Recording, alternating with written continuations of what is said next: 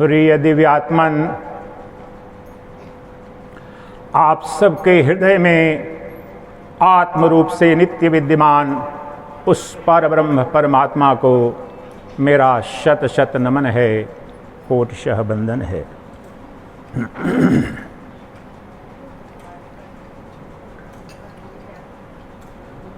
चूँकि जैसा कि आपको सूचित किया गया है, यह थोड़े समय के लिए 2 दिनों के लिए ही भगवद गीता ज्ञान यज्ञ है, तो जो भी समय है, जो भी श्रद्धा है, जिसके अनुरूप आप आए हैं, तो मेरा प्रयास यह होगा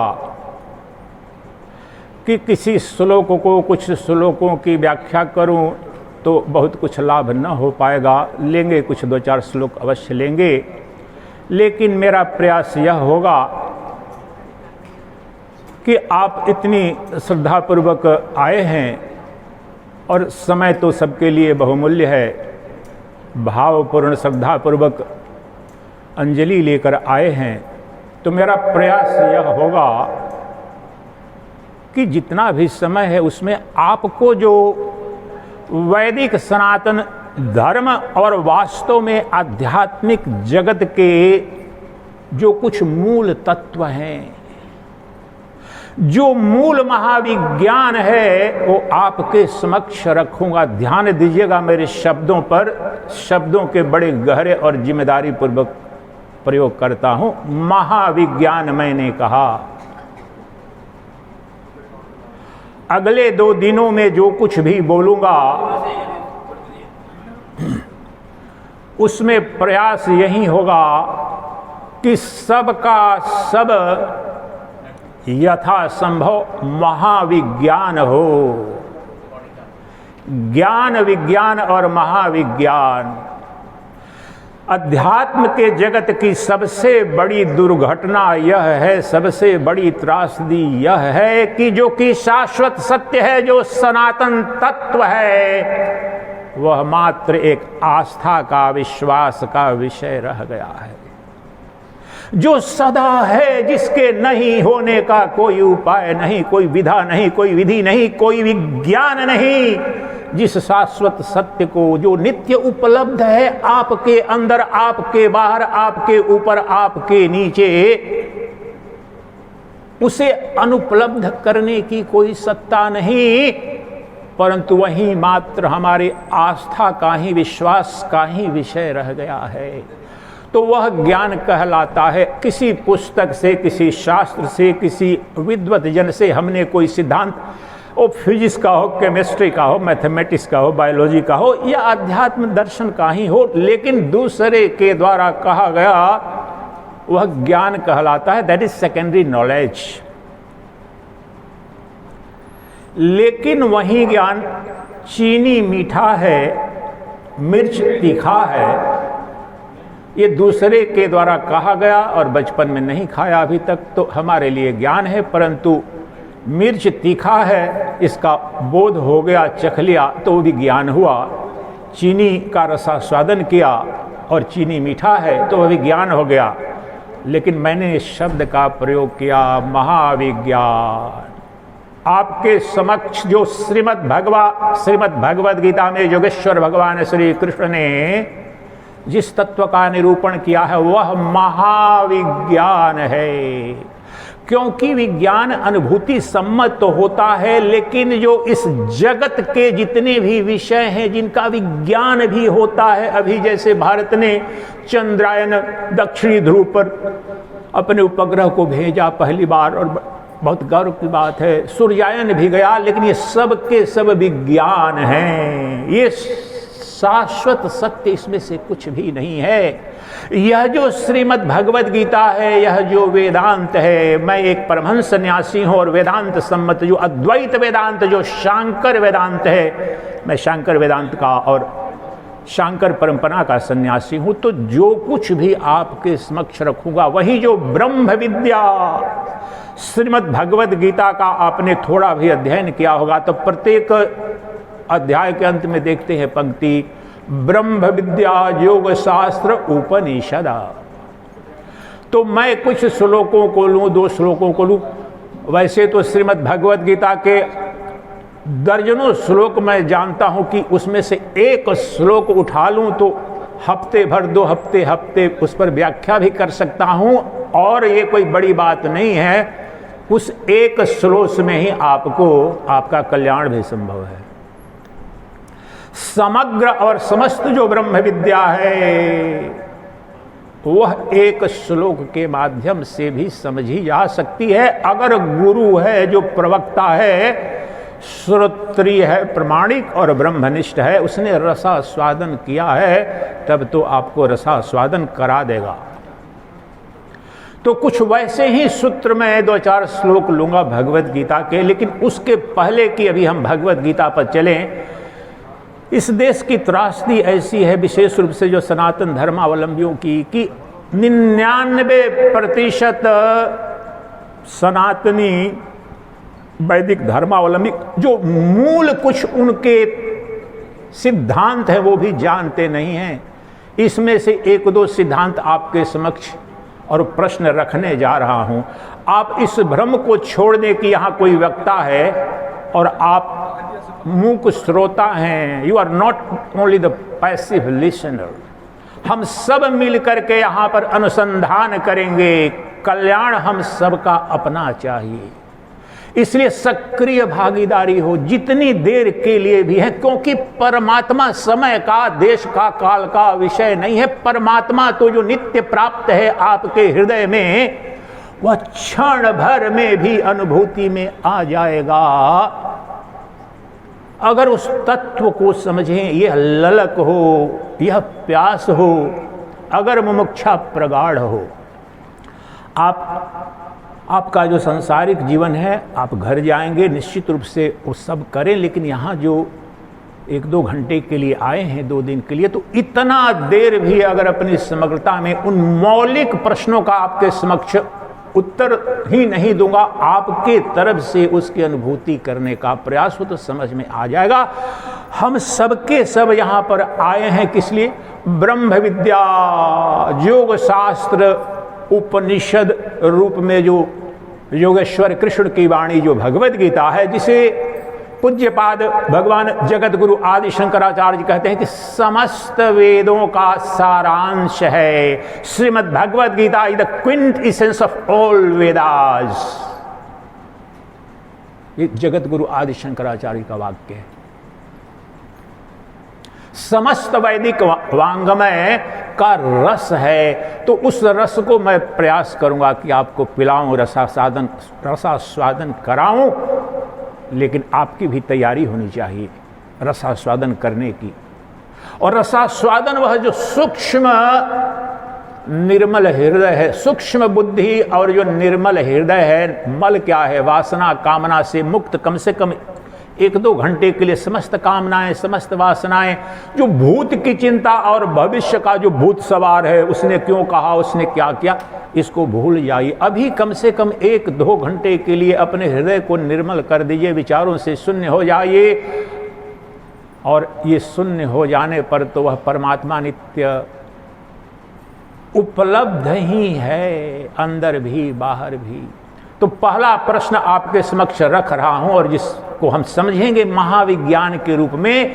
वैदिक सनातन संस्कृति में 4 पुरुषार्थ हैं: अर्थ, धर्म, काम, मोक्ष। यहां पर आप किस उद्देश्य से आए हैं आप जाने, लेकिन श्रीमद् भगवत गीता, उपनिषद और ब्रह्मसूत्र ये प्रस्थान त्रय हैं और हजारों प्रकरण ग्रंथ हैं वेदांत दर्शन के। तो ये सबके सब ब्रह्म विद्या अर्थात मोक्ष शास्त्र हैं, मुक्ति शास्त्र हैं, ब्रह्म विद्या हैं। कृपा करके आप सबसे निवेदन है कि सुनिश्चित करें कि मोबाइल या स्विच ऑफ हो या साइलेंट मोड में हो। एक क्षण का भी विक्षेप इस आज तक के हमारे जितने अनुभव हैं, हमारे शिविर में भी और सभाओं में, कुछ लोगों को समाधि स्वतः जरूर लगती है, तो कृपा करके उस विघ्न को ना पैदा करें। सबको ना लगे, लेकिन कुछ लोगों की स्वतः में बड़ी क्रांति घटेगी, सहज घटेगी। इसलिए मोबाइल स्विच ऑफ कर दें प्लीज, या साइलेंट मोड में डाल दें। तो जो मोक्ष है, मुक्ति कामी जो परम पुरुषार्थ है, अर्थ धर्म काम, ये सब समझते हैं। अर्थ अर्थात अर्थोपार्जन। अर्थोपार्जन यानी धनोपार्जन किस लिए आवश्यक है?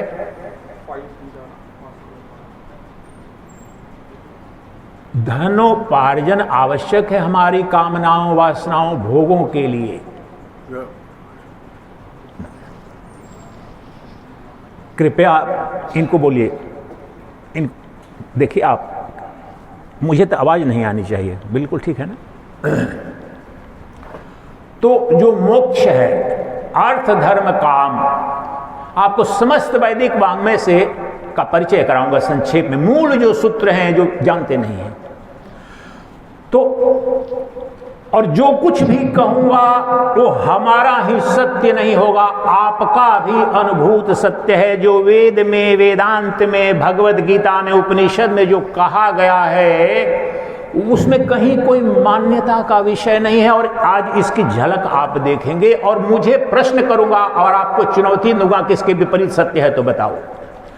तो जो 3 पुरुषार्थ जो सुबह से शाम तक हम कर रहे हैं, क्या? अर्थ धर्म काम। अर्थोपार्जन आवश्यक है, किस लिए? काम। काम क्या है? इंद्रिय भोग। हमारा जो संसारी जीवन है, प्रत्येक जीव का, आप इसके विपरीत कुछ सत्य होगा तो बताना। सृष्टि का कोई नास्तिक हो, आस्तिक हो, क्रिश्चियन हो, मुस्लिम हो, पापी हो, पुण्यात्मा हो, हिंदू हो, वृद्ध हो, नारी, कोई इसके विपरीत बताना जो कुछ मौलिक तत्व जो कहने जा रहा हूं कि अभी की जो अज्ञान की अवस्था में जो हम हैं उसमें हम सबको भोग चाहिए, इंद्रिय भोग, सांसारिक सुख, भव्य महल, पति मल्टीनेशनल का सीईओ हो, मिनिस्टर हो, पत्नी बहुत सुंदर हो, सुशीला हो, वो भी विदुषी हो, भव्य महल हो, मकान हो, मेरा यश हो, नाम हो, मैं नोबेल लॉरिएट हो जाऊं अगर विद्वान भी हूं, ये सब सारी की सारी काम में आती हैं, भोग की इच्छा है। तो इनके लिए कर्म करना पड़ता है, अर्थोपार्जन। और अर्थोपार्जन के लिए धर्म, धर्म का अर्थ है कर्म, कर्तव्य। बिना कर्म के कोई फल नहीं, सांसारिक अर्थों में बिना कर्म का कोई फल नहीं। और प्रत्येक कर्म का फल सुनिश्चित है, वह पाप कर्म हो या पुण्य कर्म। ये 2 सिद्धांत आप याद रखें। सृष्टि में कोई उपाय नहीं है कर्म के फल को आप निषेध कर सकें। अब ये दोनों जो अर्थ और धर्म है काम के लिए हैं, तो समस्या क्या है काम में? जो कामनाएं हैं, जो इंद्रिय भोग हैं, हम सबने किया है, सभी करते हैं, राजा हैं, महाराजा हैं, विद्वान हैं, परंतु सृष्टि में अब पहला प्रश्न आपके समक्ष, वैज्ञानिक प्रश्न, सृष्टि में एक आदमी ढूंढ लाओ, एक व्यक्ति ढूंढ लाओ, इतिहास में, वर्तमान में, भूत में, कल्पना भी तो करके दिखा दो अगर, कि एक भी मनुष्य की समस्त कामनाएं तृप्त हुई, इस शरीर को त्यागने से पहले जर्जर हो गया, बूढ़ा हो गया शरीर, तो कहा मेरी सारी कामनाएं तृप्त हो गई, मैं भय मुक्त, तृप्त हो गया कि कोई कामना न बची, मैं आनंद से, प्रेम से तृप्त हो गया, कृतकृत हो गया। सृष्टि में किसी ने न कहा है, न कह सकता है। गहरे में अपना अन्वेषण करें, ये आपकी कहानी है, ब्रह्म मत रहना कि श्री कृष्ण ने द्वापर में अर्जुन को महाभारत की युद्ध भूमि में, कुरुक्षेत्र में सुनाया था, वहां का सत्य है नहीं। यह शाश्वत सत्य है, अर्जुन निमित्त मात्र है। ये सबकी, हमारी, आपकी, जितने भी प्रश्न अर्जुन के हैं वो सभी प्रश्न और अनुभूति हमारी और आपकी है। विषाद योग से प्रारंभ होता है श्रीमद् भगवद गीता, और विषाद आज की तारीख में, विषाद आज की तारीख में बोलते हैं depression, I am suffering from depression. मुझे इतने लोगों के मैसेज आते हैं, फोन आते हैं, मेरे ऋषिकेश के शिविर में भी आते हैं, डॉक्टर स्वतः लेकर अपनी पत्नी को आए थे कि डिप्रेशन से शिकार है महाराज, और प्रसन्न होके गई, सब कुछ तो वहाँ तो ठीक हो गया था कम से कम उतने दिन ये करके। तो विषाद जो अर्जुन का था, हम सबके जीवन में विषाद, डिप्रेशन, स्ट्रॉन्ग डोजेज ले रहे हैं, अब तो मेडिसिन भी ले रहे हैं। तो हमारे जीवन में जो विषाद है, जो दुख है, जो भय है, ये चिंता है, ये अनुभूत सत्य है कि कल्पना है? अपने आप से पूछो। आप में से एक भी कोई व्यक्ति है, माता हो या पिता हो, संतान हो, 24 घंटे में एक दिन भी पूर्ण रूप से आप भय मुक्त रहते हो, चिंता से मुक्त रहते हो, या 24 घंटे भी आप अखंड रूप से सुख में ही रहते हो? अरे प्रधानमंत्री का शपथ ग्रहण लिया, कितनी बड़ी बात होगी। कहीं मुख्यमंत्री का शपथ ग्रहण लिया, राष्ट्रपति बना, शपथ ग्रहण लिया, और आपको लगता है कितना गौरवगान है, कितनी, लेकिन शपथ ग्रहण लेने के अगले क्षण ही उसको चिंता लग जाती है, बने कैसे रहूंगा इस पर, अपोजिशन वाले अगले दिन क्या कहेंगे, कैसा मुझे बर्ताव करना है। धन आ गया, दुनिया का सबसे बड़ा मल्टीनेशनल बना दिया मैंने, अदानी बन गया, अंबानी बन गया, और भी आगे जाने की उम्मीद है। अगले दिन स्टॉक एक्सचेंज कहाँ जाएगा, चिंता लग गई, अडानी जी को भी लग गई, अंबानी को भी लग गई। सृष्टि में स्वभाव से ही कोई उपाय नहीं है जो सृष्टि के समस्त भोग, समस्त ऐश्वर्य, जो काम मैं समझा रहा हूं, व्याख्या कर रहा हूं मोक्ष की, कि मोक्ष क्या है। मोक्ष मान्यता नहीं है, मोक्ष का महाविज्ञान पहले आपके समक्ष रखूंगा, क्योंकि यह भगवद गीता मोक्ष शास्त्र है। तो अर्थ धर्म काम के द्वारा सृष्टि में जितने ऐश्वर्य, समस्त वैभव उपलब्ध हो गए, बहुत लोगों को उपलब्ध हो जाते हैं। महाभारत में भी, मनुस्मृति में भी, और कई शास्त्रों में एक मंत्र है, एक उद्घोष है, और हम सबका सत्य है। आप सोचना, कहते हैं कि सृष्टि के एक ही व्यक्ति को सृष्टि के सारे धन दे दो, सारे ऐश्वर्य दे दो, और उस समय चूंकि पुरुष प्रधान समाज होता था, तो वो क्वेश्चन ऐसे किया गया है कि उस पुरुष को इस सृष्टि की सभी सुंदर स्त्रियां दे दो भोग के लिए, तो भी उसकी तृप्ति संभव नहीं है। तुम्हारी कामनाओं की, तुम्हारी वासनाओं की, तुम्हारी जो भोग की वासना की तृप्ति असंभव है। सारा धन, सारा ऐश्वर्य, सारा वैभव, सारे सौंदर्य का भोग तुम्हें दे दिया जाए, फिर भी तुम पिशाचवत भागते रहोगे, भागते रहते हो। यह जब अनुभूति हुई तो ऋषियों अर्थात वैज्ञानिकों ने, जिस महाविज्ञान के अनुसंधान के लिए इस 5 से 10 हजार पूर्व इस वैदिक संस्कृति ने अनुसंधान प्रारंभ किया कि हमारी कामनाओं, हमारी वासनाओं, हमारी तृप्ति कभी होगी या नहीं होगी। एक वासना तृप्त होती है, दूसरी वासना चली आती है, एक भय जाता है, दूसरा भय खड़ा हो जाता है। और तब उन्होंने अनुसंधान किया तो पता चला, अपने पर अनुसंधान, ब्रह्म विद्या, आत्मविद्या, योग शास्त्र किसी अन्य का अध्ययन नहीं है। ब्रह्म कोई और नहीं, परमात्मा कोई और नहीं, तुम्हारा अपना अंतरतम स्वभाव है।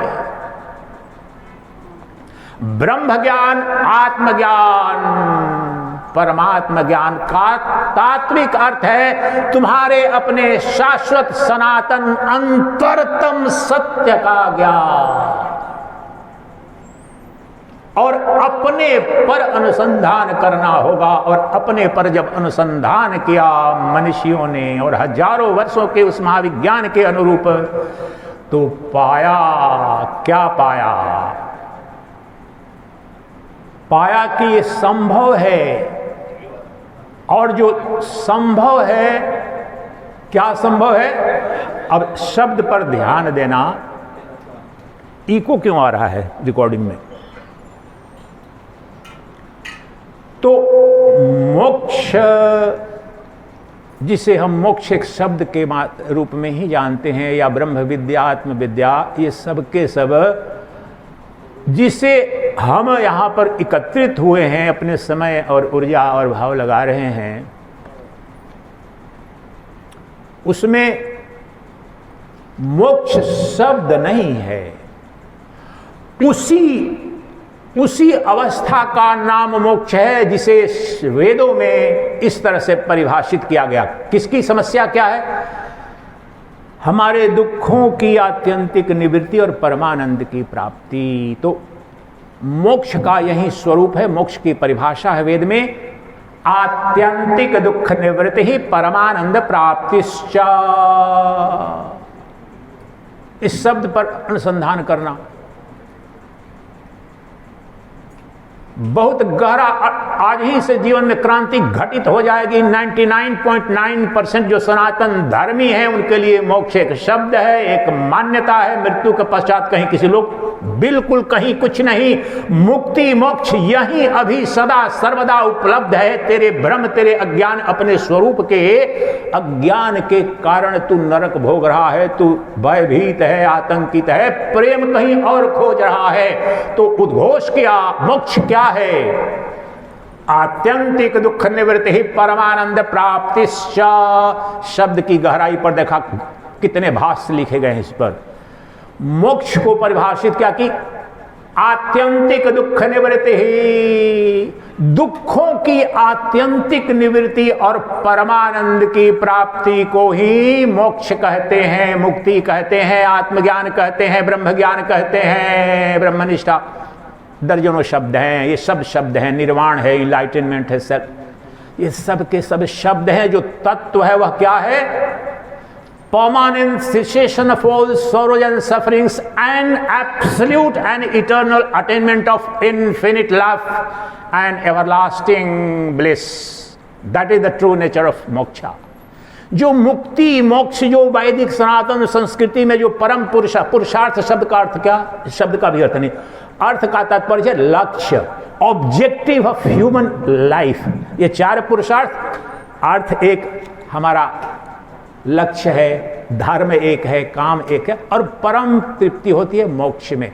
हमारे जीवन के लक्ष्य, ऑब्जेक्टिव्स ऑफ लाइफ, आप देखना हमारे जीवन में, अपने देखना, इस चार के अलावा किसी और के लिए एक क्षण के लिए ना आपने सोचा, न बोला और न कोई कर्म किया। ये चारों के लिए ही कर्म हो रहे हैं।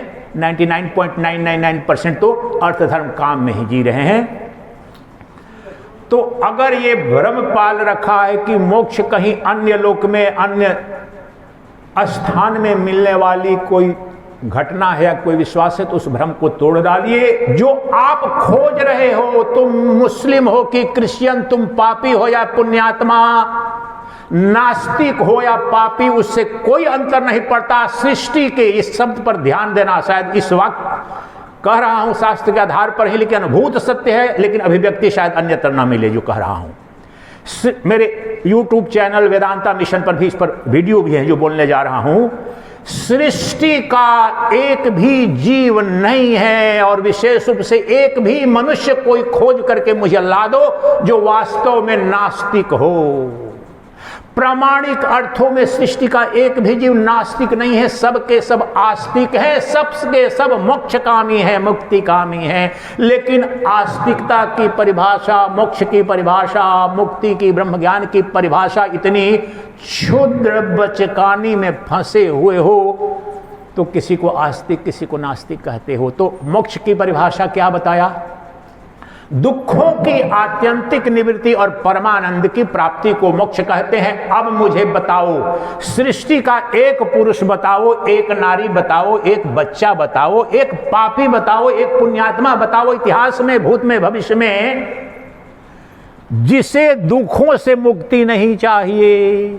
आप अभी भी खड़ा हो सकते हैं, जो प्रश्न पूछ रहा हूं इसके विपरीत आपको दे सकते होते। तो सृष्टि में कल्पना भी कीजिए कि एक भी व्यक्ति कभी हुआ या हो सकता है जो अपने दुखों से मुक्त होना नहीं चाहता हो। ये मनुष्य के लिए ही नहीं, ब्रह्मा से लेकर चिट्टी पर्यंत। उदाहरण देखो, भी आपके शरीर पर यहां चिट्टी आ जाएगी, बैठ जाएगी, मच्छर बैठ जाएगा, आप जाओ उससे, तो मच्छर ने कभी बोला है आ जाओ जी मुझे मार दो? चिट्टी ने कभी बोला कि आ जाओ ये स्पर्श कर लो? तुरंत भाग जाती है। क्यों भाग जाती है? दुख, मृत्यु। मृत्यु कोई नहीं चाहता। आप में से कोई चाहता है क्या? जो टर्मिनल डिजीज हो जाते हैं, 4th स्टेज का कैंसर हो जाता है और कुछ, तो वो जो मृत्यु, बहुत जीवन, the pain of the life become so unbearable that they want to die. वो मुक्ति वहां पर उस पेन से चाहते हैं। वास्तव में मृत्यु कोई नहीं चाहता है, दुख कोई नहीं चाहता है, और सबके सब क्या चाहते हैं? अनंत आनंद, अखंड प्रेम, अक्षय प्रेम चाहते हैं। परंतु मेरे प्रेम का स्रोत क्या है? मेरी पत्नी, मेरा पति, मेरा प्रियतम, मेरी प्रेयसी, मेरी संतान, मेरा धन, वैभव, मकान, पद, पैसा, प्रतिष्ठा, ये तो हम जानते हैं। परंतु सृष्टि के सारे प्रेयसी, प्रियतम, धन, वैभव, मकान भी मिले और प्रेम की कणिका मिली भी, लेकिन मिली नहीं, तिरोहित हो जाती है। और उपनिषद ने क्या कहा? वेद ने दुख, मोक्ष क्या है? दुखों की ये दो शब्द आप समझे। ऋषिकेश में अप्रैल में शिविर हुआ, बड़े विद्वान लोग आए थे, अमेरिका वगैरह में बड़े बड़े सीईओ रहे, 7 दिन का कर ले गया। और अंतिम दिन फिर पूछता हूं कि आत्यंतिक दुखों की आत्यंतिक निवृत्ति और परमानंद की प्राप्ति, इसमें जो 2 शब्द हैं, आत्यंतिक निवृत्ति और परमानंद, इसका अर्थ बताओ। सब बगले झांकने लगे। सब रामायण हो गया, सीता किसका पति, इस अर्थ समझिए इसका। मुझे अगर फीवर आज हुआ है तो पैरासिटामोल ले लूंगा थोड़ी देर, तो मुक्ति मिल जाएगी उससे, लेकिन मेरे शरीर के सभी दुखों की तो मुक्ति नहीं मिली। उसी प्रकार से हमारी जो समस्याएं जीवन में हैं, उनका समाधान निकलता है। गरीबी है तो पैसे भी आ जाते हैं, बेटी की शादी करनी है हो ही जाती है, बेटे की नौकरी चाहिए, वो सब होता है, बीमारी हो गई है इलाज। लेकिन आत्यंतिक मीन्स अनंत, अखंड, सदा सदा के लिए अब दुख नाम की, भय नाम की, मृत्यु नाम की, बीमारी नाम की, अभाव नाम की किसी सत्ता का अस्तित्व ही न बचे। पहले तो विज्ञान को भूलिए। इस काव्य के रचयिता कोई शेक्सपियर हो या कालिदास, इस बात को भी कहने के सृष्टि के किसी भी कल्पना में भी ये दिखा दो उद्घोष। विश्व के जितने इतिहासकार हैं, कल्पनाकार हैं, नाटककार हैं, ये जो ऋषियों की इस कल्पना को देखो, धन्य। अब हमारी तो गुलामी ऐसी फंस गई है कि अपने को गाली देने में हमको आदत बन गई है। अभी भी अमेरिका जो बड़े से बड़े इमर्सन वगैरह जैसे विद्वान हुए और जो देखते हैं कि कैसी विराट, ऋषियों ने क्या बोला? सदा सदा के लिए दुखों की आत्यंतिक निवृत्ति, आत्यंतिक अर्थात अंतहीन निषेध। अब हमारे दुख की, भय की, संताप की, मृत्यु की कोई संभावना न बचे। और दूसरा, परमानंद प्राप्तिश्च। आप में से कोई एक आदमी है या किसी एक व्यक्ति को भी जानते हो जिसे प्रेम नहीं चाहिए, जिसे सुख नहीं चाहिए, जिसे आनंद नहीं चाहिए? ये कृष्ण ने कहा, ऋषियों ने कहा, इसलिए ही मानते हैं कि ये हम सबकी अनुभूति है, हम सबकी प्यास है।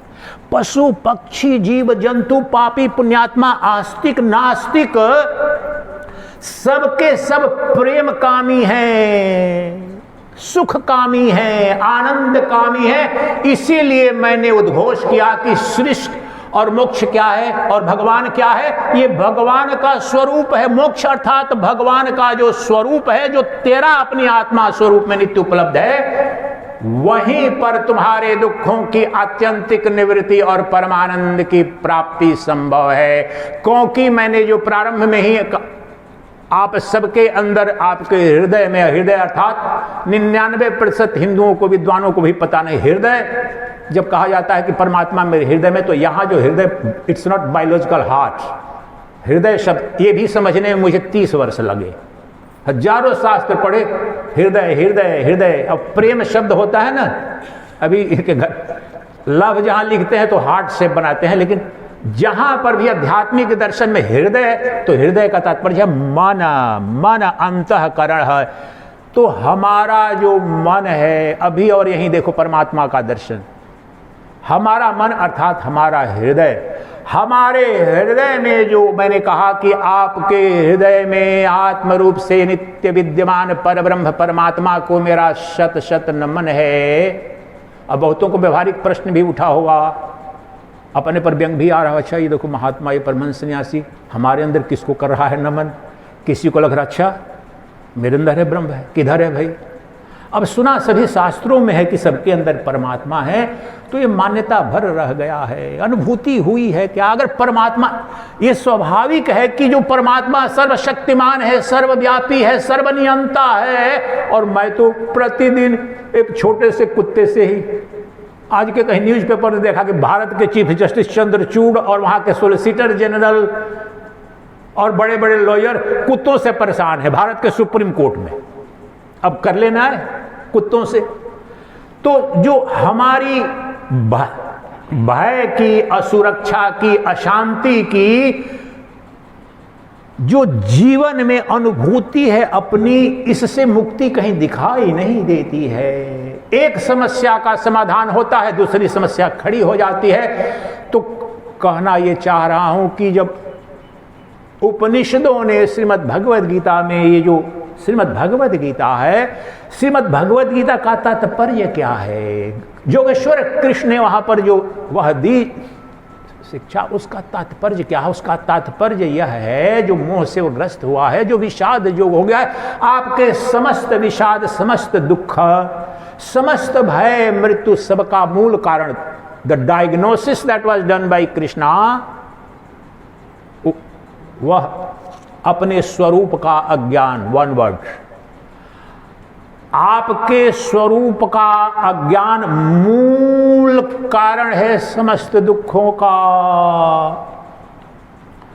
और मोक्ष या हमारे दुखों की आत्यंतिक निवृत्ति और परमानंद की प्राप्ति। परमानंद, आनंद शब्द जो वैदिक वाङ्मय में है, अंग्रेजी में ट्रांसलेट उसको कहते हैं ब्लिस शब्द, बट इट्स नॉन ट्रांसलेट, बहुत बृहत है, गहरा है। उसके लिए अब एक शब्द बोलने जा रहा हूं।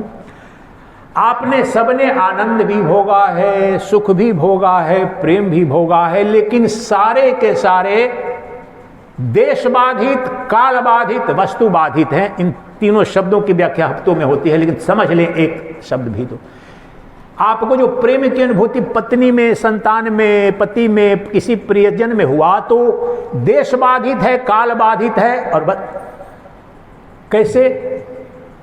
और जो सृष्टि में कोई अस्तित्व, चाहे आनंद हो, सुख हो, प्रेम हो, देश खंडित, वस्तु खंडित और काल खंडित है, तो वह सुख हो नहीं सकता है। हम सबके अंदर जो कोई जीवन में अनुभूति किसी न किसी प्रकार से, बड़ा गहरा दर्शन है, इसको सालों साल में लोग समझते हैं। मैं कोशिश कर रहा हूं कि 2 दिन में कुछ मूल जो तत्व हैं, जो हमारे अपने जीवन की अनुभूति में है, जो कृष्ण ने कहा है, ऋषियों ने कहा है, सबको सरल आज के रूप में बताऊं। तो हमारे सुख की जो कामना है, प्रेम की जो कामना है, हम सबकी अपनी कामना है। भगवद गीता कहे या न कहे, तो मिलता है, बिछुड़ जाता है, और दुख एक आता है, उसका निवारण करते हैं, दूसरा दुख आ जाता है। और हम सब दुखों की आत्यंतिक निवृत्ति चाहते हैं, परमानंद की प्राप्ति चाहते हैं, और इसी की उपलब्धि को मोक्ष कहते हैं, इसे ही मुक्ति कहते हैं। अब इसी के लिए अनंत शास्त्र है। जुग जुग हजारों वर्षों तपस्या करते थे, तो आप क्या करेंगे? आप कितने हजार वर्ष करेंगे? आपको उतना करने की जरूरत नहीं है। आप 2-4 दिन भी, अभी इस बार तो 2 दिन का रखा है, लेकिन अगर 1-2 हफ्ते का कभी आयोजन करें, अगर मुमुक्षा प्रगाढ़ हो तो संभव है, यही संभव है, क्योंकि उसका उपचार यह बताया। अब डायग्नोसिस हो गया कि हमारे समस्त दुखों, हमारे संताप, भय का कारण स्वरूप का अज्ञान है, और स्वरूप के ज्ञान से ही हमारे दुखों की आत्यंतिक निवृत्ति और परमानंद की प्राप्ति। आत्यंतिक जिसका अंत नहीं, और परमानंद वह आनंद जिसका अंत नहीं। हमने अपने जीवन में सुख भोगा है, प्रेम भोगा है और भोगते हैं, परंतु वह सब थोड़ी देर रहता है, चला जाता है, और हमारी प्यास शाश्वत है। तो इसका उत्तर दिया ऋषियों ने कि तुम्हारे दुखों की आत्यंतिक, कुछ शब्द हैं, आपको दर्जनों बार बोलूंगा, क्योंकि वही समझ लें तो पर्याप्त क्रांति घट जाएगी। मूल तत्व है, वही नहीं बताया जाएगा आपको, वही बताया जाता है। कथा सुन लेंगे, सब कथा संपन्न हो जाएगी, जीवन में क्रांति घटेगी नहीं। कोई आध्यात्मिक आयोजन केवल सुना, आनंद लिया, चले गए, तो कुछ घटा नहीं। आपके जीवन में कोई परिवर्तन आया का? आज से ही आपको बोलूं, कल से वो साधना करना, परसों से वो साधना, न वो गुरु है न वो शास्त्र है। उपनिषद का, भगवद गीता का, श्री कृष्ण का उद्घोष है। अगर तुमने श्रवण किया, ध्यान पूर्वक अनुसंधान किया, प्रेम पूर्वक, तो क्रांति अभी घटेगी, यही घटेगी, कम से कम प्रारंभ हो जाएगी। क्योंकि अज्ञान की निवृत्ति मात्र करनी है, तुम्हारे समस्त दुखों का अंत और परमानंद की प्राप्ति जो हम सब की कामना है, वो प्राप्त कैसे होगी? स्वरूप बोध से। सारे दुख क्यों है? स्वरूप के अज्ञान के कारण। अपने को नहीं जान रहा हूं, दूसरे को नहीं जानना है। सबसे बड़ी तो त्रासदी यह है कि जब कहते हैं ब्रह्म को बताओ महाराज, ब्रह्म को दिखाओ, परमात्मा को दिखाओ। अब मान लेते हैं कि परमात्मा किसी और, यहां इस वैदिक संस्कृति में, सनातन धर्म में और यहां के जितने भी धर्म, ये 1000 वर्ष से जो हमारी गुलामी का कालखंड रहा है, इसमें बहुत कुछ विक्षिप्त हो गया जो हमारे यहाँ है नहीं। जो अब्राहमिक रिलीजन है, क्रिश्चियन और इस्लाम, उसमें the God is always sitting ever in the haven.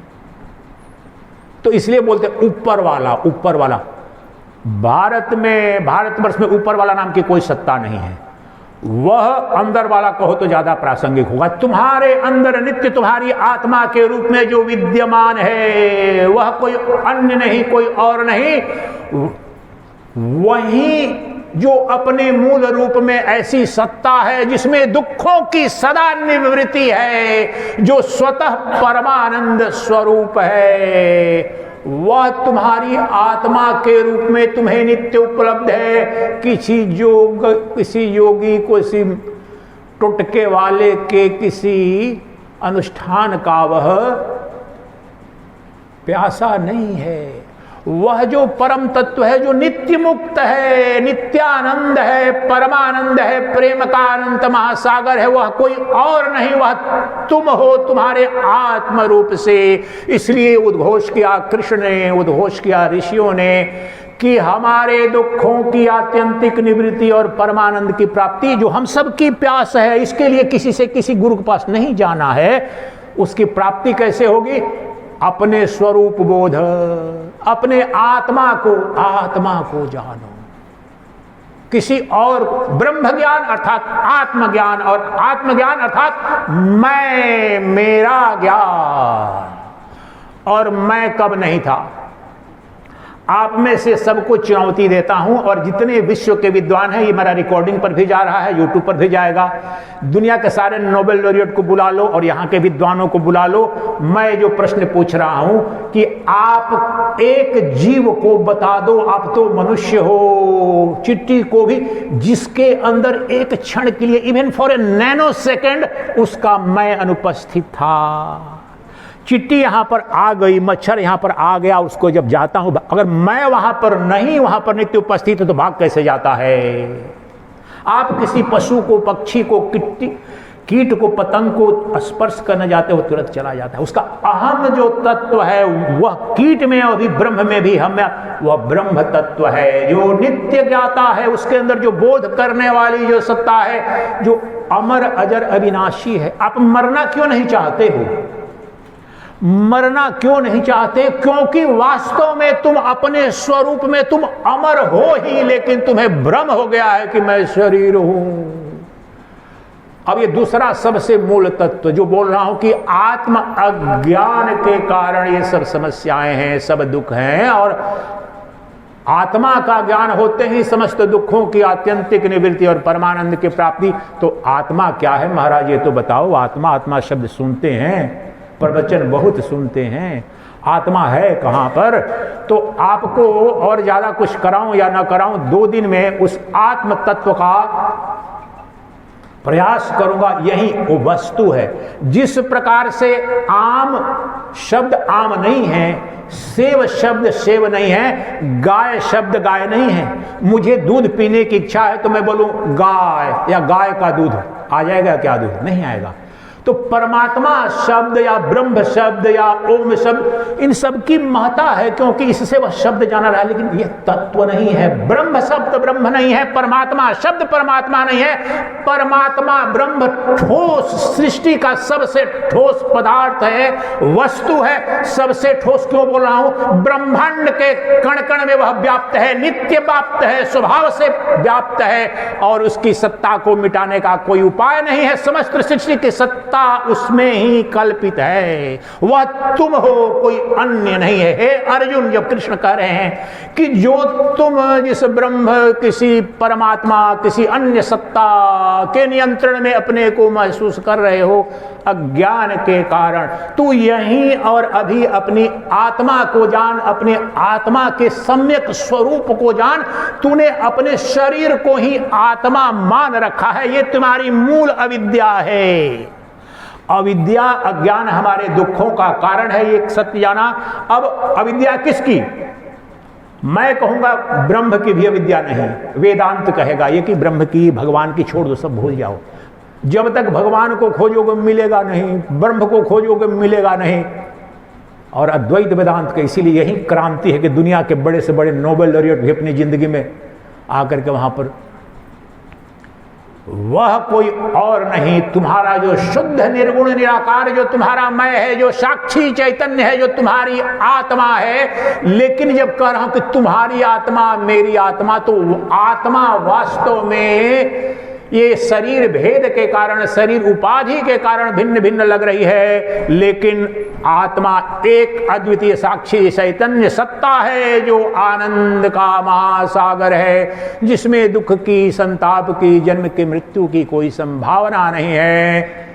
इसलिए उस आत्मा को जानना मात्र है। अरे प्रभु, जानने से हो जाएगा?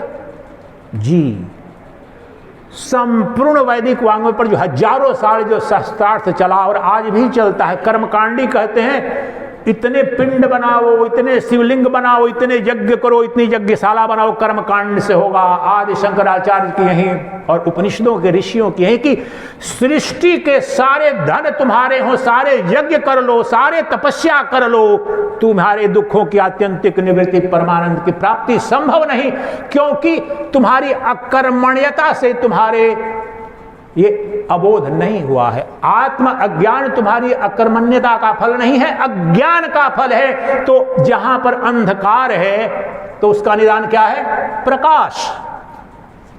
तो आत्मा का अज्ञान है, तो आत्मा के ज्ञान से ही हमारे दुखों की आत्यंतिक निवृत्ति और परमानंद की प्राप्ति, जिसे मोक्ष कहते हैं, मुक्ति कहते हैं। अनुष्ठान यज्ञ सब होता है, उसमें तो कहते हैं कि हमारे पिताजी को, हमारे दादाजी को, माताजी को मोक्ष मिल जाए, लेकिन तत्व नहीं जानते हैं।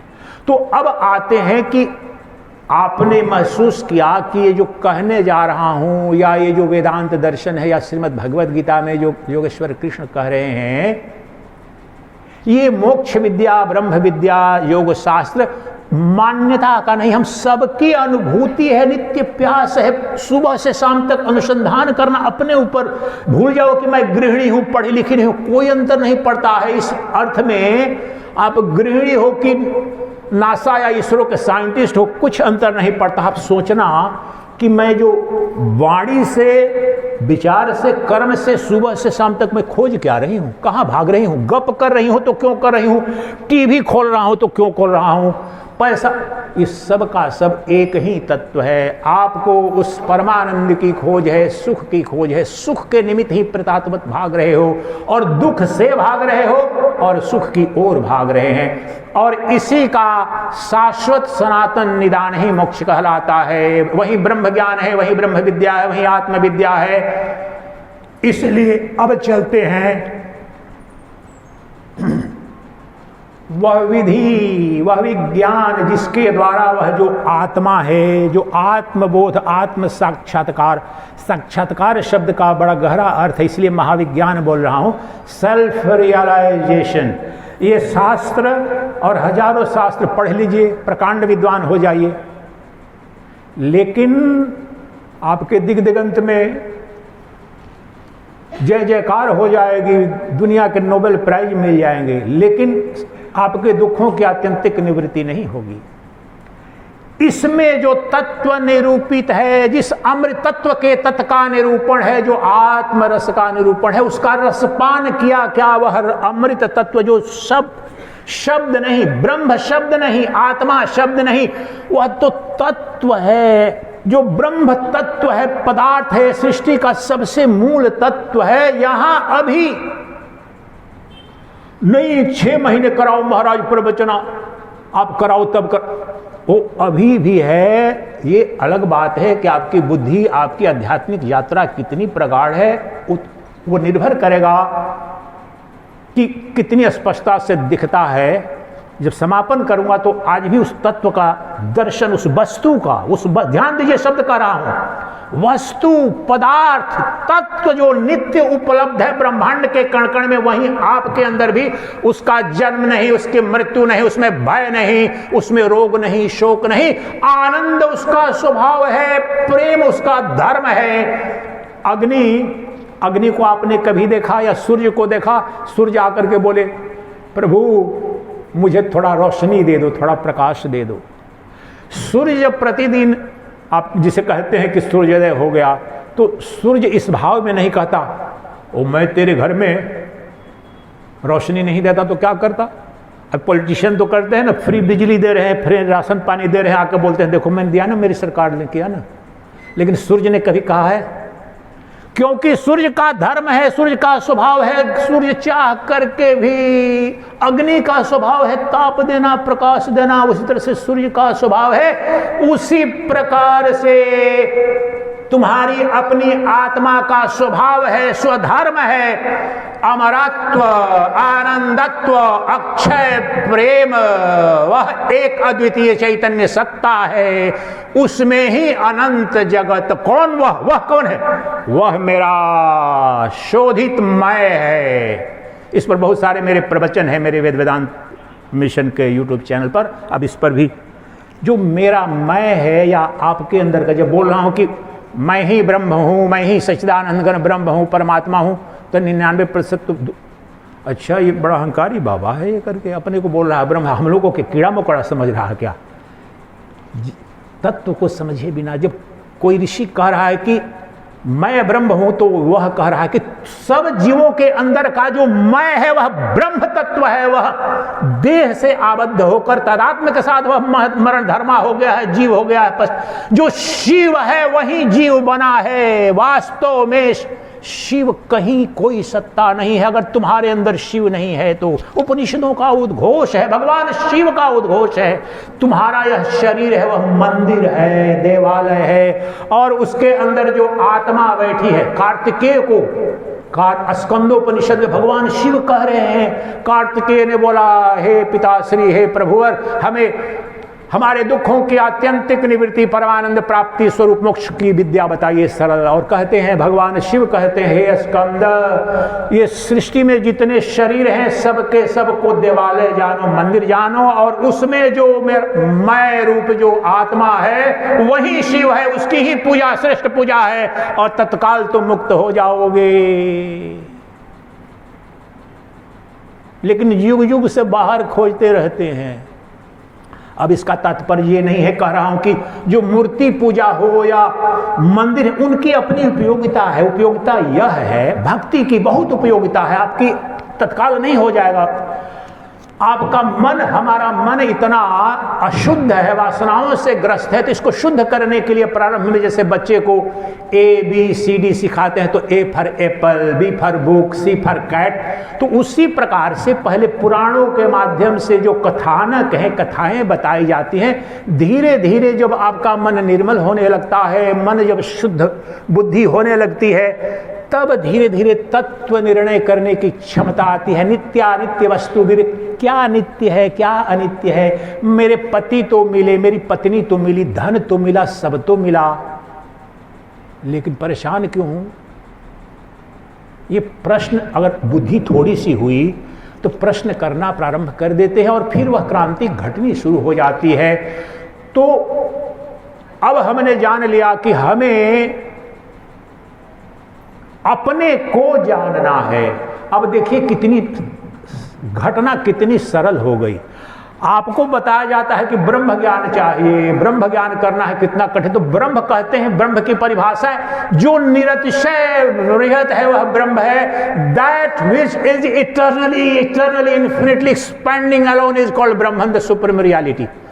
अब वो इतना किसी भी आम आदमी को, मैं तो एक क्षुद्र क्षण भंगुर 6 फीट का लंबाई वाला 70-80 किलो का आदमी, और जो निरतिशय बृहत ब्रह्म हूं, उसको लगता है ये तो कोरी कल्पना की बात है और मैं ब्रह्म को कैसे जानूंगा। बिल्कुल नहीं जान पाओगे अगर शरीर तुम हो तो अब पहली जो ये बात कह रहा हूं कि तुम्हें ब्रह्म को नहीं जानना, परमात्मा को भूल जाओ, तुम अपने को जानो। ये उपनिषदों का उद्घोष है। आत्मज्ञान ही ब्रह्म ज्ञान है, आत्मज्ञान ही परमात्मा ज्ञान है, आत्मज्ञान ही मोक्ष है। उपनिषदों का उद्घोष है, तरति शोकम आत्मवेद।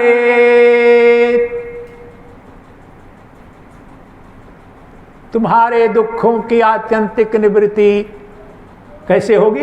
तरति शोकम आत्मविद। गहराई में सोचिए इसका क्या है। जिसने आत्मा को जान लिया वह तर गया, अर्थात पार हो गया समस्त शोकों से, दुखों की आत्यंतिक निवृत्ति हो गई। जब कहता हूं कि दुखों की आत्यंतिक निवृत्ति और परमानंद की प्राप्ति, ये भाषा के लिए कहा जा रहा है, दोनों एक ही। जब दुखों की आत्यंतिक निवृत्ति हो गई तो परमानंद तो मेरा स्वरूप है और मेरी जो आत्मा है, जो मेरा मैं है, मेरा जो अपना स्वरूप है, मेरे अज्ञान के कारण, अज्ञान मेरा क्या है? पहली अविद्या।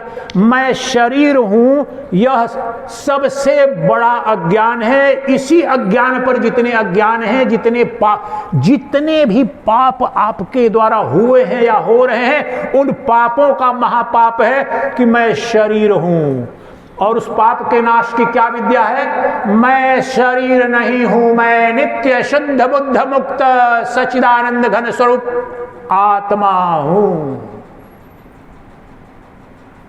संपूर्ण भगवत गीता में जो अंत तक जो दर्शन कराया योगेश्वर कृष्ण ने अर्जुन को, यही तत्व का दर्शन कराया। अर्जुन परेशान है, जिस पितामह ने मुझे बचपन में गोद में खिलाया और मेरे गुरुदेव आचार्य द्रोण ने मुझे श्रेष्ठ धनुर्धर बना, उन पर कैसे मैं तीर चलाऊंगा, उनकी हत्या कैसे करूंगा, परिजन मारे जाएंगे। जो मोह जो ग्रस्त हो रहा है वहां पर, वो देह, अपने को देह मान रहा है। ये मूल अविद्या वहां पर थी, आज भी वही मूल अविद्या है। जिस क्षण तुम देह का अतिक्रमण करने लगते हो, और बहुत समय न लगेगा अगर ये बात समझ में आ जाए तो, अभी और यहीं भी तुम देखना शुरू करोगे, हम अंत में कराएंगे, जो मेरी आत्मा है, जो मेरा अपना शोधित शुद्ध मैं है, उसका आकार तो दिखाओ, उसका रंग तो दिखाओ, उसका रूप तो दिखाओ। ये आगे की साधना, वैसे वास्तव में वो कुछ भी मिलेगा नहीं। तो एक जो निष्कर्ष अभी ये कहूं कि हमें अपने दुखों की सदा सदा के लिए निवृत्ति हो जाए और परमानंद जो हमारी प्यास है सर्जियों की मिल जाए, उसका एक ही उपाय है, ये वेद कह रहे हैं। और जितने वेद जब कह रहा हूं, वेद मूल ग्रंथ हैं, उनसे जितने उपनिषद तो हैं ही, लेकिन जो जितने पुराण रामायण भर सब उसी से सम्मत हैं। तो हमारे दुखों की आत्यंतिक निवृत्ति, परमानंद की प्राप्ति, जो हम सब की अपनी प्यास है, उसका उपाय है आत्मज्ञान। आत्मज्ञान अर्थात अपना ज्ञान, मेरे मैं का सही स्वरूप क्या है। अभी मैंने क्या माना है? हम सब ने माना है कि मैं शरीर हूं, मेरे पिताजी ये हैं, मेरी माता जी ये थी, उनके शरीर से पैदा हुआ, अभी बच्चा था, अभी किशोरावस्था, अभी जुआ हूं, अभी ये हूं। ये सब शरीर के परिचय है। जितने आपके संबंध हैं सारे के सारे शरीर के हैं, और तुम्हारा वास्तविक परिचय जो आत्मा हो, नित्य संग है, क्योंकि वह एक है और स्वभाव से वह आनंद स्वरूप है। तो आइए अब चलते हैं उस तत्व को जानने के लिए। वह जो आत्मा है उसका बोध कैसे होगा प्रभु? मूल समस्या यह है, उस आत्मा का संक्षेप में मैंने बता दिया। ये सब बातें भी एक दो हफ्ते में बताई जाती हैं, और एक दो श्लोक और बोल देता हूं कि क्यों आत्मा को जानने से मोक्ष क्यों हो जाता है, और आत्मज्ञान से ही सारे दुखों की निवृत्ति कैसे होगी। तो और एक दो श्लोक कम से कम उपनिषदों का उद्घोष कर दूं आपको, श्वेता, जो कि सर्वत्र सारे भाष्य में मिलेंगे, जितने भाष्यकार हैं सब जगह बोलेंगे। तो उदाहरण के रूप में एक दो रख देता हूं। श्वेताश्वतर उपनिषद का एक श्लोक,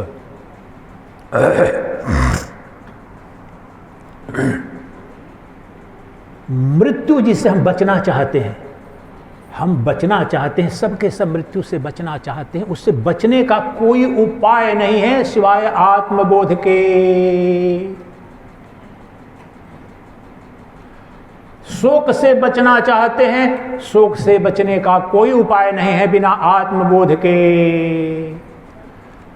सारे उपनिषदों का, ब्रह्मसूत्र का, भगवद गीता का उद्घोष है कि अपने सम्यक स्वरूप को जाने बिना तुम्हारे दुखों की आत्यंतिक निवृत्ति, परमानंद की प्राप्ति नहीं है। और अपने स्वरूप को जानो और अभी और यहीं मुक्त हो जाओ, सारे दुखों की निवृत्ति हो जाएगी। अज्ञान में ये स्वप्न है, ये समस्त जगत स्वप्नवत तुम देख रहे हो।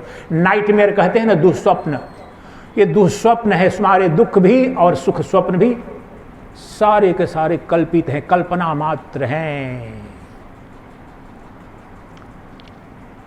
तो वह आत्मा कहाँ है, कैसा है, कैसे बोध होगा, अब ये यक्ष प्रश्न है।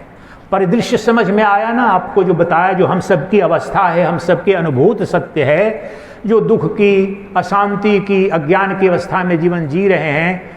तो हम सब चाहते हैं दुखों से मुक्ति और परमानंद की प्राप्ति। तो संक्षेप में बताया कि उपाय समस्त वैदिक वाङ्मय का यही है कि तुम अपने आप को जानो, क्योंकि तुम्हारा जो अपना मूल स्वरूप है वही सक्षम है तुम्हारे दुखों की आत्यंतिक निवृत्ति और परमानंद की प्राप्ति कराने में।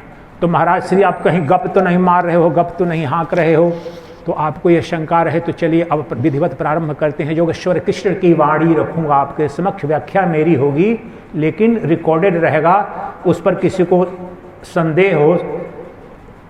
विश्व भर में जितने भाष्य हैं उस सबका अध्ययन के पश्चात जो उद्घोष करूंगा सो करूंगा। ये भगवद गीता तो जब इस सनातन संस्कृति में धर्म का प्रतीक है, सब कोर्ट में भी इसको हलफनामे में शपथ पत्र के रूप में प्रयोग करते हैं, लेकिन इसके तत्व को जानने का प्रयास नहीं करते हैं। घर में जिन्होंने रखा भी है ले जा करके प्रणाम कर लेते हैं, अच्छी बात है, लेकिन प्रणाम करने से उसका तत्व नहीं मिलेगा, आपको उसका अध्ययन करना होगा। तो आपको जो सबसे मूल जो 2-3 बातें जो योगेश्वर कृष्ण ने भगवद गीता में बताई है, वो मैं आज 6ठे अध्याय जो ध्यान जो कहा जाता है उसके कुछ 2-3 श्लोक लूंगा। आज कुछ 2-3 श्लोक लूंगा और कल भी 2-3 श्लोक लूंगा। उसके आधार पर आपको बताऊंगा कि वह आत्मा कहाँ है, उसका क्या स्वरूप है, क्या रंग है, कैसे पहचानूंगा, और यही अनुभव भी करेंगे। ये कोई बोलता नहीं है। क्यों नहीं बोलते हैं? उसके बहुत कारण है, बहुत सारे। प्रयास करेंगे, हमारी बुद्धि अगर सुख वो दर्शन परमात्मा का बुद्धि के दर्पण में होता है। सर्वत्र ये उद्घोष है, बुद्धि के दर्पण में। बुद्धि जिस प्रकार से दर्पण में आपने कालिक पुत दी, पेंट लगा दिया तो दिखेगा दर्पण में? क्या नहीं दिखेगा। हमारी वासनाओं का, कामनाओं का जो पेंट लगा हुआ है हमारे मन पर, इसीलिए परमात्मा का दर्शन नहीं हो रहा है, नहीं होगा। इसलिए हम कोशिश करेंगे हमारी वासनाओं का, कामनाओं का जो परत पड़ी है, जो धूल पड़ी है, उसकी थोड़ी सफाई पुछाई करेंगे तो परमात्मा तो नित्य उपलब्ध है, परमात्मा तो नित्य दिख रहा है, नग्न दिख रहा है, तुम्हारे आगे भी, पीछे भी, अंदर भी, बाहर भी, मौन में भी, वाचाल में भी, सुख में भी, दुख में भी, तुम्हारी मौत में भी, तुम्हारी जिंदगी में भी, जय में भी, पराजय में भी वो दिख रहा है। और हजारों सूर्य के तेज से भी ज्यादा तेज के साथ दिख रहा है, लेकिन तुमने अपनी आंखें ही बंद कर ली है। तो पहले योगेश्वर की वाणी के आधार पर अब बोलने जा रहा हूं ताकि आपको पता चले। श्रीमद् भगवद गीता के जो 700 श्लोक हैं उसमें से करीब तो 25-30 श्लोक, इस बात को याद कर लेना, आपको क्रांति घट जाएगी। 25-30 श्लोक तो ऐसे हैं जिसमें कृष्ण कह रहे हैं, और समयाभाव के कारण सबको उद्धृत न करूंगा, लेकिन 2-3 श्लोक बोल दूंगा, जिसमें कृष्ण कह रहे हैं बार बार अर्जुन को, और अर्जुन के माध्यम से सभी को कह रहे हैं कि तेरी आत्मा के रूप में मैं ही विद्यमान हूं। ये नहीं कह रहे हैं कि मेरे जैसा विद्यमान है या मेरा अंश विद्यमान है। आपको उदाहरण चाहिए, उदाहरण देने जा रहा हूं। लो श्लोक बोलता हूं, 2-3 श्लोक बोलूंगा। जो कहते हैं लोग, जो बहुत सारे यहां पर अद्वैत वेदांत है जिसका मैं अनुयायी हूं, परमहंस सन्यासी शांकर वेदांत, और जो सृष्टि में जिसकी महिमा इस देश के जो दूसरे राष्ट्रपति हुए सर्वपल्ली डॉक्टर राधा कृष्णन जिस 1920 में ऑक्सफोर्ड यूनिवर्सिटी में पहला चेयर बना भारतीय दर्शन का, और उन्होंने डॉक्टर राधा कृष्णन ने कहा ये शांकर वेदांत है, द्वैत वेदांत है, आज की तारीख में ही श्रेष्ठ नहीं है, ये महानतम नहीं है। आने वाली जो ह्यूमन रेस होगी, आने वाली ह्यूमन रेस होगी, इस दर्शन का अतिक्रमण करना संभव नहीं है, क्योंकि इतना उदात्त दर्शन है जहां सर्वत्र एक तत्व का दर्शन, ये अज्ञान जनित जो भेद है उसका जो अधिष्ठान एक है। जिस ऋषियों ने जिस विराटता को, उस एक सच्चिदानंद घन ब्रह्म को खोज लिया, और आज की तारीख में भी दुनिया भर में जो बड़े प्रकांड विद्वान हैं पाश्चात्य देशों के विश्वविद्यालयों में, बाबा नहीं दार्शनिक हैं, प्रोफेसर हैं, साइंटिस्ट हैं, वहां पर जो ब्रह्म की अवधारणा जो मैं आपको बता रहा हूं भगवत गीता में उपनिषद में निरूपित है, वहां पर आके सहमत हो या न उसको काटने में सक्षम नहीं हो पाते हैं, सरेंडर कर जाते हैं। नोबेल लॉरेट्स की बात कर रहा हूं, साधारणों की बात नहीं कर रहा हूं। तो वह कृष्ण कह रहे हैं, कहां है वह ब्रह्म, वह परमात्मा कहां है? कह रहे हैं ईश्वरः सर्वभूतानां हृदेशे अर्जुन तिष्ठति भ्रामयन् सर्वभूतानि यंत्रारूढ़ानि मायया। हे अर्जुन, सभी जीवों के हृदय में ईश्वर है, परमात्मा है। सभी जीवों मनुष्य ही नहीं करे, सभी जीवों के हृदय में। अब 99% यहाँ पर सफल हो जाते हैं हृदय में ढूंढ। अमेरिका वगैरह में कई लोग जाकर के वहाँ पर सर्जरी जाकर के करा है कि कहीं वहाँ परमात्मा छुपा है। मूर्ख, तुम्हारे मन में, तुम्हारे अंतःकरण में, तुम्हारे मन बुद्धि अंतःकरण का जो प्रकाशक है वह जो है वो ब्रह्म है, वही कृष्ण है। कृष्ण कह रहे हैं सभी जीवों के हृदय में ईश्वर विद्यमान है। एक श्लोक सुना, इनकी व्याख्या नहीं करूंगा, आगे जाना है। दूसरे जगह 13वें अध्याय का दूसरा श्लोक, एक श्लोक समझो, आज से उस पर विश्वास भी करना प्रारंभ करो तो 2-4 दिन में सारी डिप्रेशन की बीमारी चली जाए, चिंता के लिए टेबलेट ले सब जाएगा। और महाशक्ति, वेदों की रचना, उपनिषदों की रचना दरिद्र ने नहीं की थी। ये हमारी जब वेद लिखे गए थे, उपनिषद लिखे गए, तो हम दुनिया की सबसे बड़ी सामरिक महाशक्ति थी, सबसे बड़े विद्वान धनवान थे। स्वामी रामतीर्थ ने अमेरिका में विवेकानंद के बाद जाकर इसे उद्घोष किया कि हमारा धन लेकर के तुम धनवान हुए हो। उपनिषदों की रचना, हमारे सबसे जो धन बल, सब कुछ बल था कि हमारे पास इतना धन था कि हमने अपने एक वर्ग को, एक वैज्ञानिकों को अकूत धन दे दिया कि अब अनुसंधान करो परम सत्य पर। तो ये ब्रह्म विद्या, जो माताएं रोने लगती हैं, मेरा बेटा गलत मार्ग पर जा रहा है, बाबा बोला कि साधु बनूंगा, गलत। अरे महामूर्ख माते, मैं सन्यासी बन गया हूं। माते, तेरे को लग रहा है कि दुख का वर्ण किया है? अरे माते, जिस समय सन्यास ले रहा था, दुनिया के सारे अखबारों के फ्रंट पेज पर छपने वाला जीवन जी रहा था, लेकिन उसकी तुच्छता को जाना। अभी जो जी रहा हूं, जो भोग रहा हूं, मेरी कणिका मात्र भी तो भोग न पाप जी नहीं पाएगा। जिस प्रेम को, जिस आनंद को, इसलिए सृष्टि का कोई आदमी कहे कि मैं साधु बन रहा हूं, सन्यासी बन रहा हूं और दुख मार का, ये सबसे बड़ा पखंड घटित हुआ है। वो परमानंद के लिए है आपका बेटा, संतान, परिवार। जब जो भगवान का क्या तात्पर्य है? परमानंद स्वरूप है। परमानंद जो आत्मा के रूप में दुख कामी सृष्टि में कोई हो नहीं सकता है। इसलिए रोना मत कभी भी। अगर इस बात के लिए रोना कि आपका बेटा बेटी अगर धर्म का आडंबर कहीं कर रहा है, कोई रोने का कारण है, बने तो प्रमाणिक बने। अगर परमात्मा ने उसकी भक्ति हो या ध्यान करे या सन्यासी बने, आपके युग युग के शुभ कर्म फलित हुए हैं कि ये परमानंद की प्राप्ति के लिए चल पड़ा है। तो योगेश्वर कृष्ण कह रहे हैं वहां पर 13वें अध्याय जो क्षेत्रज्ञ विभाग योग है, मैं नहीं कह रहा हूं, ध्यान से सुनिए। आपके जिनको प्यार करते हैं, भक्ति करते हैं, कृष्ण बता रहे हैं आत्मा का परिचय, परमात्मा का परिचय, और उससे सरल कुछ है ही नहीं। कहते हैं क्षेत्रज्ञं चापि मां विद्धि सर्वक्षेत्रेषु भारत। क्षेत्र कहते हैं संस्कृत में, और क्षेत्र वेदांत दर्शन में। क्षेत्र अर्थात देह, शरीर, और क्षेत्रज्ञ उस देह को जानने वाला, देखने वाला, अनुभव करने वाला। वो कौन है? आत्मा। तो क्षेत्र यहां पर शरीर और क्षेत्र आत्मा। क्षेत्रज्ञम चापि माम विद्धि सर्व क्षेत्रेषु भारत। आप संस्कृत में बोल रहे हैं और बिल्कुल आप अगर हिंदी गलत बोलूं, अंग्रेजी गलत बोलूं तो मुझे टोक देना, आप बाद में भी कहिए रिकॉर्ड। बिल्कुल कह रहे हैं कि तुम्हारे सभी शरीरों के अंदर जो आत्मा है वो मेरा अंश नहीं बोल रहे हैं, मेरे जैसे नहीं, बल्कि मैं ही हूं। सभी जीवों के अंदर जो क्षेत्रज्ञ अर्थात जानने वाला अर्थात जो आत्मा है वो मैं हूं। तो मैं, अच्छा कृष्ण भगवान मेरे अंदर है? और नहीं नहीं, ऐसा तो नहीं हो सकता है, तो द्वापर में आए थे, थोड़ा सा अंश होगा, उनकी कृपा होगी। अरे मूर्ख, कृष्ण कह रहे हैं, इतनी नंगी बात कह रहे हैं, फिर भी संशय तुम्हें हो रहा है। तुम्हारी अपनी दासता, गुलामी, नपुंसकता का तांडव ऐसा है कि तू सम्राटों के सम्राट का परिचय तुम्हें दिया जा रहे हो और तुम बोले नहीं बाबूजी मैं तो दरिद्र रहने दो, मैं कामी हूं, खल कामी हूं, मुझे तो नीचे ही बैठने दो। ये कृष्ण कह रहे हैं, योगेश्वर कृष्ण कह रहे हैं क्षेत्रज्ञम चापि माम विद्धि सर्व क्षेत्रेषु भारत। सभी जीवों के शरीरों के अंदर क्षेत्रज्ञ के रूप में मैं ही बैठा हूं। अब आपकी समस्या, भाई चारों धाम करने जाऊं कि रामेश्वरम जाऊं, ये जाओ, उनकी महत्ता है, प्रारंभ में महत्ता है, जरूर जाओ, सब तीर्थाटन करो, शास्त्र पढ़ो, पूजा करो, पाठ करो, इससे प्रारंभ में बहुत चित्त की शुद्धि होगी। लेकिन अब कृष्ण जहां पर हम पीएचडी अध्यात्म का पीएचडी लेवल का है कि अभी और यही ब्रह्म, तो वो कह रहे हैं, और जो शिव जी ने भी बताया स्कंद उपनिषद में बेटे को कि शरीर के अंदर जो आत्मा है वही शिव है, वही मैं हूं, उसी की पूजा कर।